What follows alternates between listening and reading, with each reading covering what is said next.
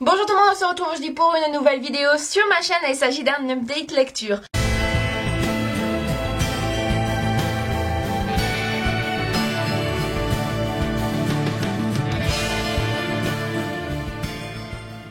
Aujourd'hui j'ai pas mal de livres à vous montrer parce que j'ai pas eu le temps de le faire avant et aussi parce que j'ai un bon rythme de lecture ces temps. Donc on va commencer avec le commencement. J'ai tout d'abord lu Le Château des Étoiles, le tome 2 de Alex Alice, édition Rue de Sèvres. Donc ça c'est le volume 2 des Chevaliers de l'Éther, parce qu'après il y aura une deuxième duologie mais sur les Chevaliers de Mars. Comme je le pensais, bien évidemment, ça a été un coup de cœur. J'adore les dessins, j'adore l'histoire qui est ultra originale. Je vais juste vous faire un peu profiter des planches qui sont merveilleuses. Donc vous voyez, c'est assez varié, c'est tout fin. Le crayon est vraiment très très fin. C'est un peu, je dirais que c'est à l'aquarelle, le crayon est toujours brun, donc on n'a jamais l'impression qu'il y a des traits hyper agressifs. Et du coup je me réjouis que la suite sorte, parce que pour l'instant cette première duologie est super bien. Ensuite je crois que j'ai lu Un Juif pour l'exemple de Jacques Chesset, qui est un auteur suisse, donc aux éditions Le Livre de Poche. J'ai lu ce livre dans le cadre de mon cours de français pour la littérature suisse romande. Et donc c'est l'histoire c'est l'histoire à Payerne d'un mouvement nazi qui va vouloir sacrifier un juif pour donner justement l'exemple, pour montrer aux juifs ce qui leur arrivera plus tard quand l'Allemagne s'en prendra à la Suisse. Bien que l'antisémitisme régnait dans toute l'Europe, la Suisse ne fait pas exception à la règle. C'est un roman vraiment gore, on peut pas dire autrement, c'est vraiment très très noir, même les descriptions sont noires, on se sent vraiment mal quand on le lit, on se sent malade, c'est le genre de livre qui dérange, mais j'ai bien apprécié ma lecture parce que ça a été très vite. C'était, comme je l'ai dit, gore et noir et dérangeant, mais au moins ça m'a donné une teinte de ce qui aurait pu se passer ensuite. Je sais pas du tout si c'est inspiré d'une histoire vraie ou si c'est simplement pour l'histoire. Je me suis pas du tout renseignée sur le sujet, mais il n'empêche que ça fait froid dans le dos. Jacques Chesset est quand même reconnu à Paris, donc normalement, comme c'est au Livre de Poche, vous devriez pouvoir trouver ce livre-là. Chesset et Ramu sont vraiment les auteurs suisses romans les plus connus en France. Ensuite, j'ai lu encore un auteur suisse, Avec une rose et un balai, de Michel Simonet aux éditions Fin de siècle. Alors ça, c'est pas du tout dans le cadre de l'école, c'est quelqu'un qui m'avait offert ce livre-là. Il me donnait vraiment envie parce que c'est un livre dont j'ai beaucoup entendu parler dans le journal, parce que c'est un cantonnier qui écrit en fait qui décrit son travail. Un cantonnier, c'est l'employé communal qui va s'occuper de nettoyer les rues. Et donc lui, il est employé à la ville de Fribourg et disons dans la partie un peu centrale, justement au centre-ville, de la cathédrale jusqu'à la gare.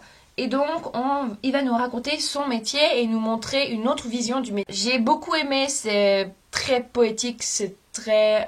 ça m'a donné une vision autre des choses et de changer mon point de vue et de pas juger simplement en regardant. Et j'espère vraiment dans une de mes prochaines escapades à Fribourg que je vais pouvoir croiser ce personnage, parce que franchement ça m'a beaucoup inspiré. Alors ça se présente sous forme de petits textes. Ensuite il va vraiment écrire sur tout et n'importe quoi. Il va parler des cigarettes, il va parler je sais pas moi, des cafés dans lesquels il se rend pour la pause, il va parler de l'hiver, de l'été, des saisons. Et de temps en temps on a des dessins encore. Et sinon on peut aussi avoir des poèmes.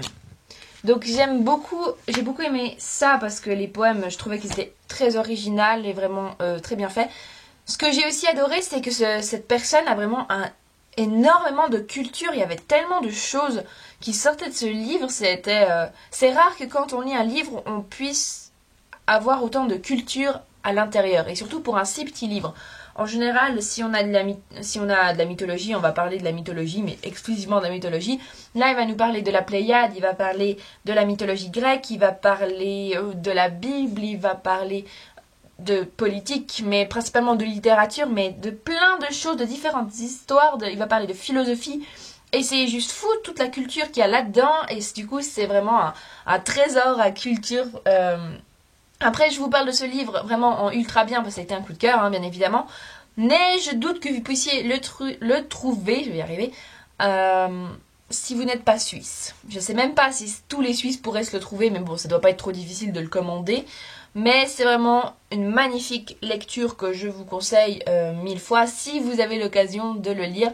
On passe à une lecture relativement différente puisque j'ai lu The Revelation of Ivy de Amy Angel aux éditions Lumen.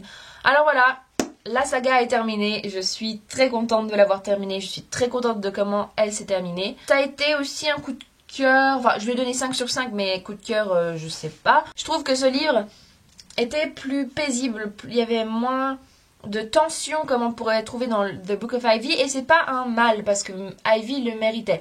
Après je trouvais que le moment où il aurait justement fallu que ça bouge plus, et ben les choses allaient presque trop facilement.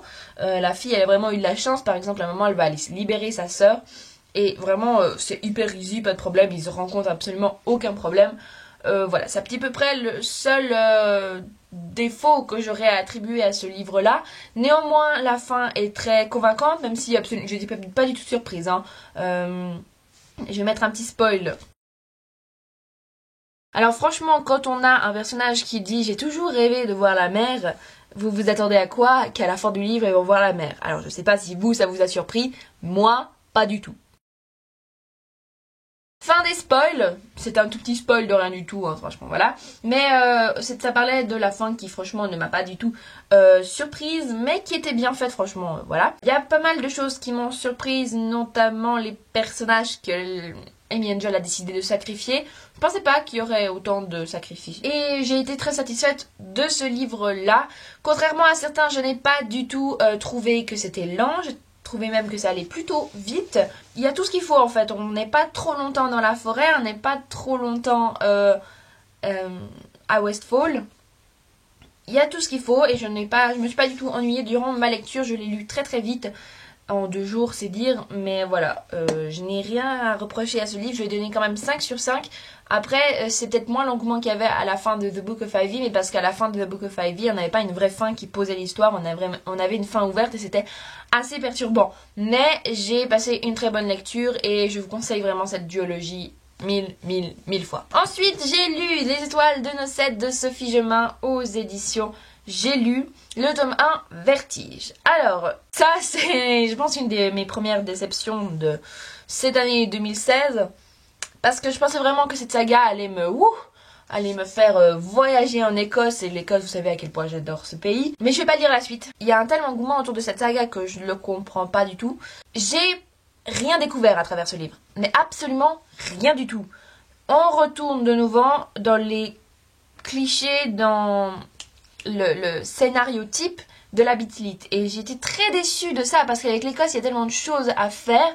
Parce que l'Écosse est un pays qui continue à vivre de ses mythes, même si, malgré la technologie et tout ça, qui est encore très très vivante de ses mythes, de sa sorcellerie, des fantômes et tout ça. Et il y avait tellement de choses à faire avec l'Écosse que se retrouver avec des loups-garous, ça m'a passé en travers de la gorge. J'ai vraiment été très déçue pour le coup. Si je dis que je vais pas lire la suite, tout simplement parce que ce livre-là finit d'une façon... on pourrait très bien imaginer que c'est la fin du livre, quoi, que c'est un one-shot. Peut-être que beaucoup de gens ne comprendront pas mon avis parce qu'il a quand même énormément de succès, ce livre-là.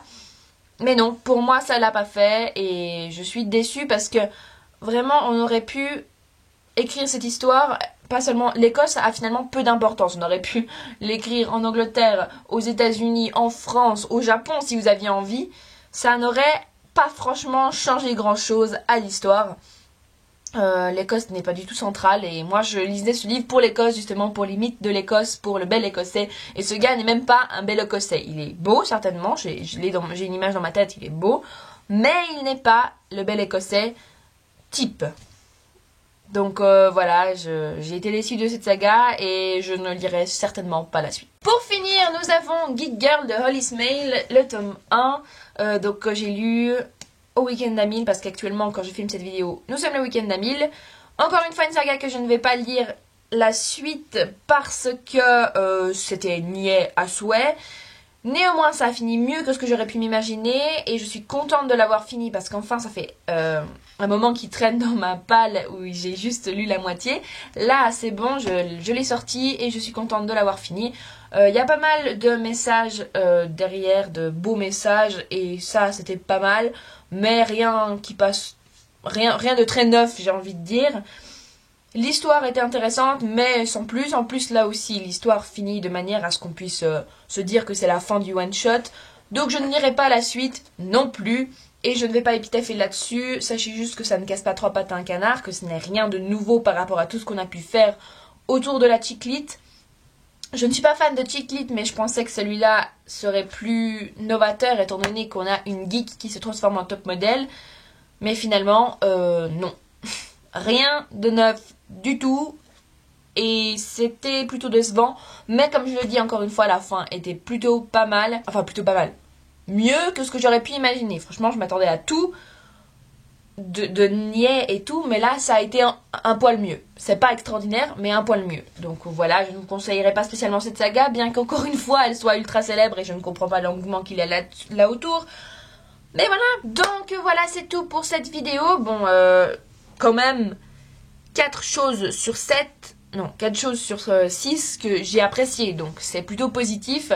Après, voilà, très déçue des Oled et de Geek Girl. Si vous avez aimé, je ne vous critique pas du tout, c'est juste moi, ça l'a pas fait. Moi, j'ai besoin d'un peu plus de trucs novateurs. Enfin, si je savais que ça avait été de la chiclite directe avec des loups-garous, je m'y serais fait à l'idée, quoi. Là, quand on choisit un décor tel que l'Écosse, je m'attends à ce que ce soit quelque chose un peu plus d'écossais. Là, pas du tout. Geek Girl, je savais que c'était de la chiclite, mais je m'attendais à plus étant donné que le scénario était un peu plus moderne, enfin un peu plus novateur, pas moderne, mais un peu plus novateur que ce qu'on a l'habitude de voir avec la chiclite. Et finalement, on garde tous les canevas si ce n'est qu'on a un personnage qui n'aime pas la mode à la base. Tout ce que j'ai à vous dire, c'est à très bientôt.